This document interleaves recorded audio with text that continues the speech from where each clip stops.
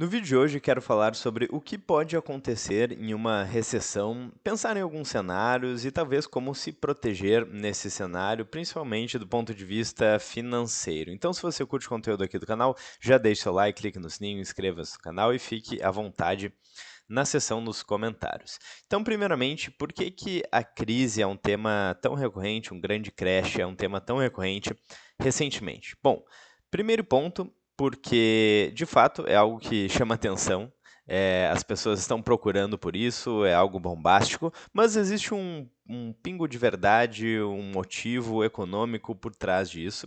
E quem entende um pouco mais de economia, principalmente quem estuda a Escola Austríaca de Economia, que é quem basicamente consegue identificar com maior antecedência as crises. Tem até uma piada que diz que os economistas austríacos previram 30 das últimas 3 crises, ou seja, entendendo a economia, é possível analisar os dados, analisar os gráficos e ver todos os problemas que estão acontecendo.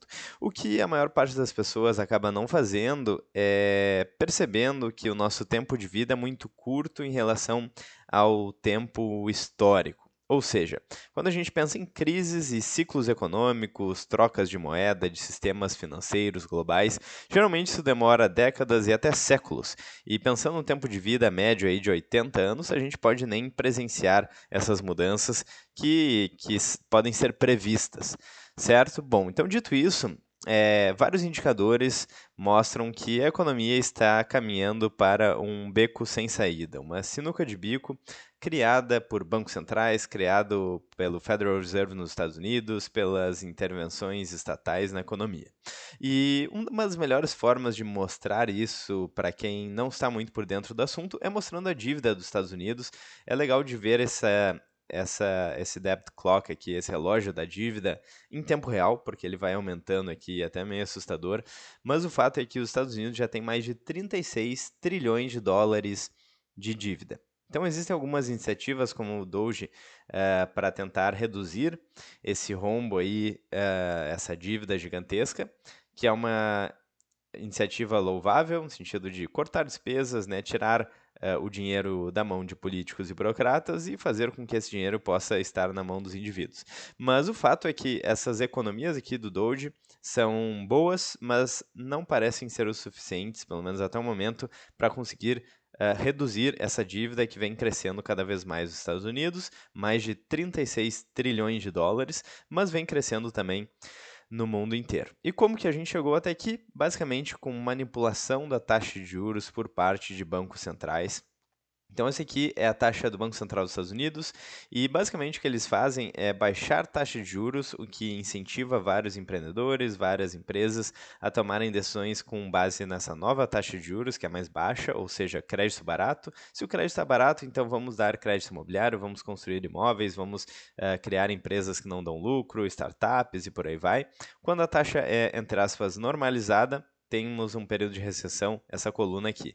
Isso aconteceu várias vezes, aconteceu aqui em 2000 e na, 2001, 2000, ali na bolha das dot-coms, com a crise da internet, aqui em 2008, aqui em 2020. Então o ciclo se repete. Basicamente, manipulação de taxa de juros do Banco Central, economia bombando, toda aquela questão keynesiana, economia a gente vê depois e por aí vai, é tudo ótimo, até o momento que tentam normalizar a taxa de juros. Quando isso acontece, as empresas quebram, porque algo que era viável aqui com uma taxa de juros próximo de 2,5% não é mais viável com uma taxa de juros próximo de 6,5%. Então, as empresas quebram e antes de colapsar o sistema, o Federal Reserve faz o que ele foi feito para fazer, que é salvar aí os amigos do rei, salvar os grandes bancos. Então, o Fed vai lá, salva os grandes bancos compram tudo barato, basicamente o smart money compra tudo barato, novo ciclo se inicia, então tudo se valoriza. Quando surge aqui um novo problema, que a gente teve a crise do subprime, então a gente teve crédito barato, muito barato, os imóveis então sendo construídos, as pessoas compram aí, fazem hipotecas, compram vários imóveis porque a taxa de juros está muito barata.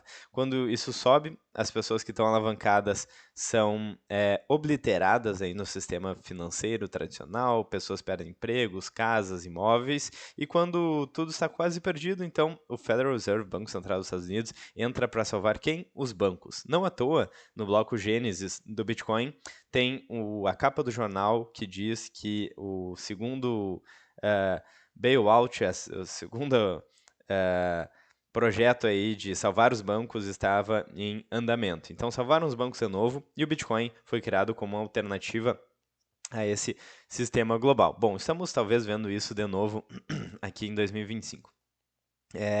Além disso, os problemas eles não são resolvidos, as crises não são resolvidas. O que aconteceu aqui em 2008?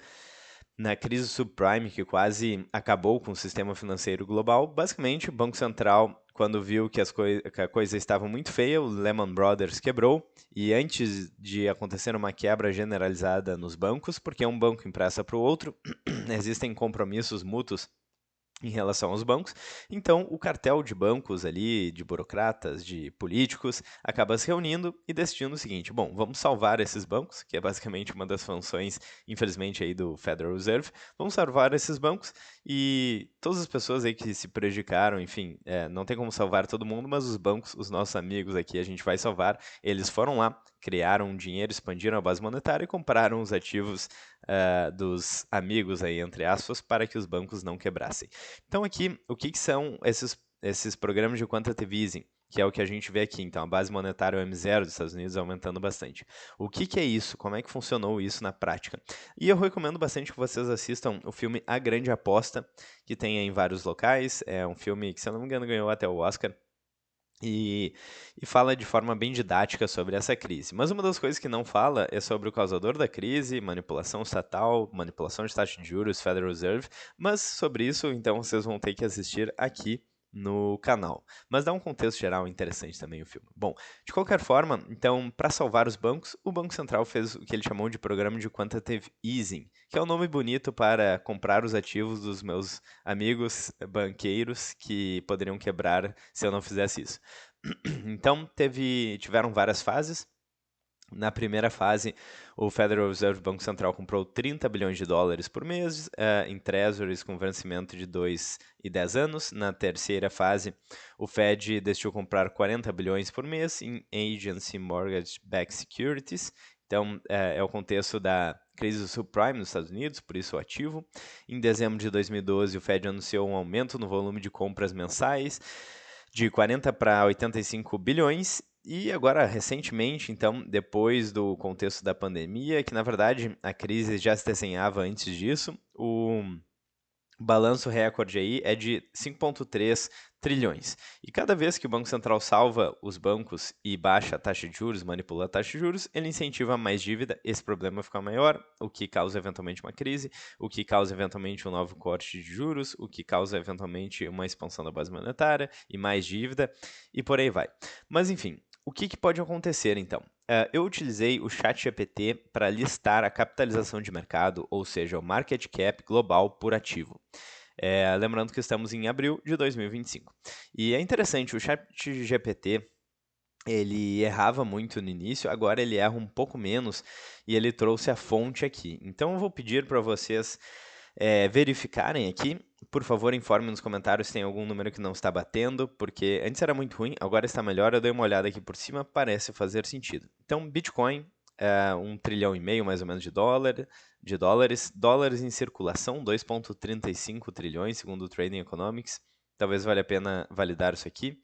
Base monetária, beleza, 5,6 trilhões, a gente já viu acima. Imóveis globais, em torno de 10 trilhões. Ouro, 20 trilhões. Ações globais, 128 trilhões.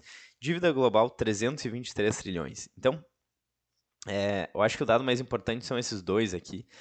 E quando a gente está falando de magnitude aí, próximo de 500 trilhões aí de dólares, e tem algumas estimativas até maiores que isso, o que a gente observa? Que a magnitude dessas políticas de compra de ativo do Banco Central não parecem ser o suficientes para salvar todo mundo, salvar essa bolha nas ações, em outros ativos, na dívida. Então pode ser que boa parte da dívida seja destruída, seja obliterada aqui, e boa parte das ações globais. Então, um grande default, uma grande perda de poder de compra, de valor aqui no mundo inteiro acontecendo. Mas é claro, vocês podem ficar tranquilos que se alguém for perder dinheiro, não vão ser os banqueiros. Provavelmente vai ser aí o pagador de imposto dos Estados Unidos e dos outros países, certo? Então, parece que o problema, o rombo agora é grande demais para o Fed salvar todo mundo. Pelo menos, eventualmente, né? Porque, como eu falei no início do vídeo, esses processos eles demoram muito tempo. Quando empurraram o problema para frente em 2008, já começaram a falar que isso em breve ia estourar, e a gente já está em 2025, então já se passaram bons anos, mais de 10 anos aí, e não tivemos um grande crash de novo. Sem contar que antes mesmo de 2008, vários analistas, vários economistas já apontavam esse problema, inclusive o Michael Burry e outros aí que são retratados no filme A Grande Aposta, eles estão certos, mas eles estão certos alguns anos antes, 2 anos antes, e eles quase quebram. Então tudo acaba demorando muito mais do que a gente pensa aí. Então a gente tem que tomar esse cuidado aí ao retratar esses cenários apocalípticos. Pode ser que só demore mais bons anos para acontecer. Então é importante fazer esse disclaimer. Mas, enfim, parece que o Federal Reserve não vai conseguir salvar todo mundo. E o que pode acontecer então? Um dos cenários que eu vi que mais faz sentido é o seguinte: de tudo isso aqui, de todo esse mercado financeiro que está colapsando, o que é mais importante? O que está na mão dos amigos do rei? É basicamente dívida de curto prazo. Então, no caso dos Estados Unidos, T-bills, e aqui no Brasil seria algo como Tesouro Selic de curto prazo. Por quê? Porque o Estado pode imprimir dinheiro, então, se você está devendo para o Estado, talvez esse seja o cara que não vai quebrar, né? Basicamente, políticos e burocratas não querem que o sistema deles especificamente colapse. Eles não se importam tanto se ativos de outras pessoas colapsarem, mas talvez é, dar esse default, dar esse calote na dívida de curto prazo seja algo que iria acabar com o sistema total das moedas fiduciárias que a gente tem hoje. Talvez isso aconteça realmente. Mas, enfim, é uma possibilidade que isso não aconteça, que esse seja a liquidez existente. E daí, quando tudo isso secar, essa dívida, principalmente a dívida mais podre aqui, né, desses trilhões. Ações aqui isso secar, ouro provavelmente secar, imóveis vai secar também, porque depende muito dessa manipulação de taxa de juros. Talvez o Bitcoin também. O Bitcoin já se desvalorizou 80% antes, então numa crise desse tamanho eu não vejo por que ele não poderia se valorizar, se desvalorizar também 80%, 90%. Inclusive, talvez seja um dos motivos aí para ter outros ativos na época da crise. O problema é que a gente nunca sabe quando a crise vai acontecer, né? Enfim, então, esses títulos de dívida e o ouro aí. Só que o ouro, ele costuma cair também nesse período de crise. Então, seria algo mais apocalíptico, barras de ouro, físico, enfim. E até chumbo, né?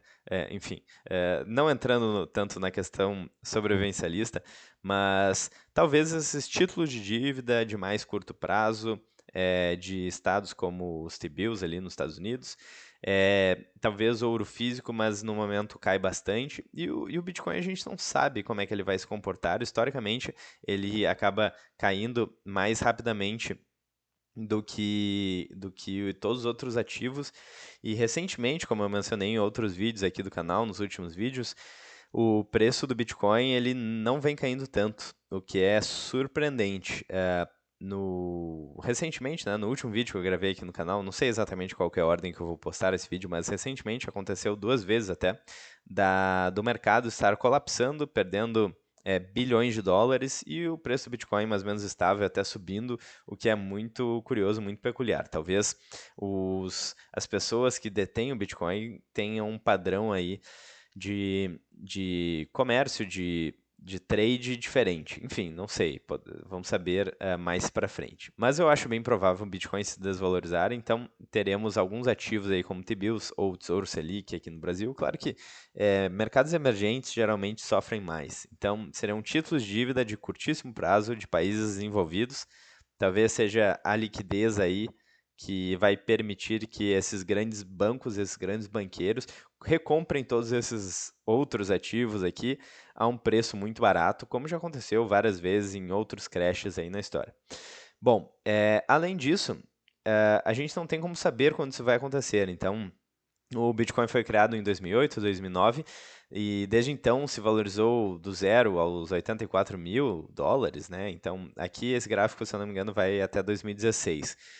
18 mil por cento em dólar. É um absurdo aqui, né? Então, pode ser que isso continue acontecendo durante muito mais tempo, e no caso, perder aí 90% do poder de compra do Bitcoin não seja algo ainda vale a pena, certo? Então, por exemplo, digamos que a gente esteja com caixa esperando esse momento da crise para recomprar tudo barato, mas o Bitcoin aí já se valorizou 10, 100, 1000 vezes.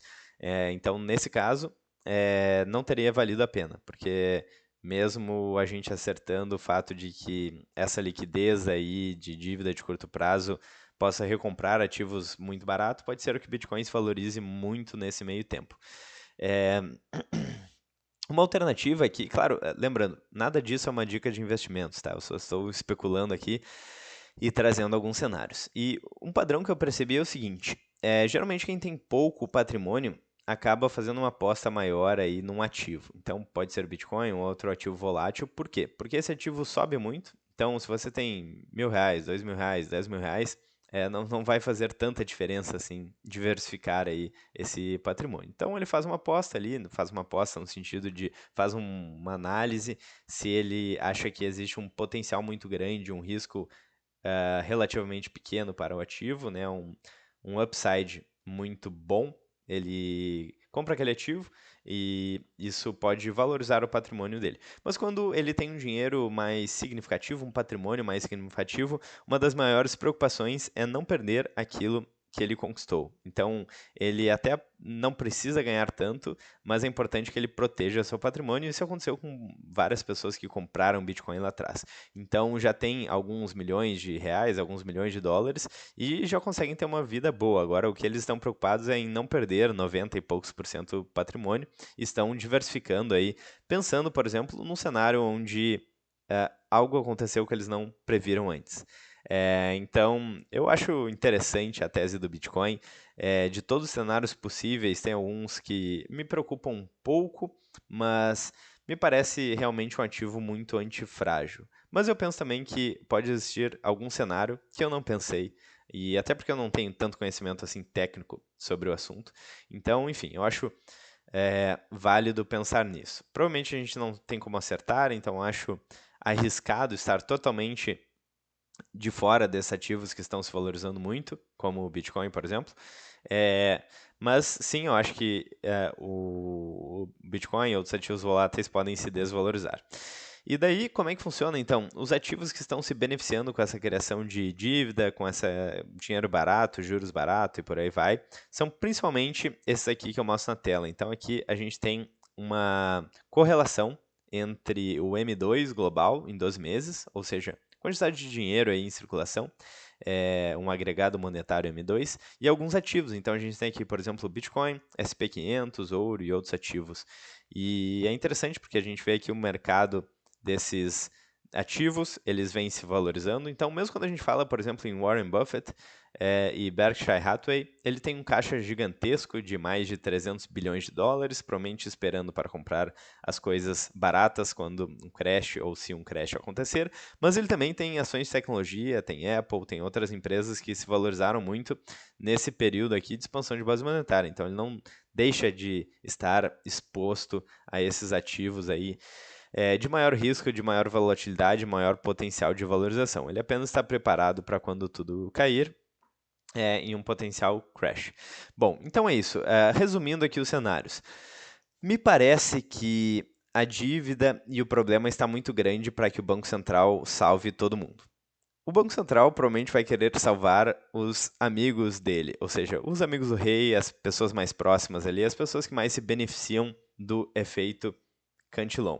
E para salvar essas pessoas, então o sistema precisa estar minimamente funcional, ou seja, essas dívidas de curtíssimo prazo de países envolvidos ainda podem estar funcionando, e se estiverem funcionando, vão ser uma forma aí de ter muita liquidez. Com essa liquidez, provavelmente, numa queda generalizada de todos os ativos, quem tiver aí essa liquidez vai entrar comprando, mas a gente não sabe quando isso vai acontecer, então pode ser aí muito arriscado estar de fora de ativos que vem se valorizando de forma brutal aí nos últimos anos. É basicamente o dilema do Michael Saylor e do Warren Buffett, que eu mencionei no último vídeo.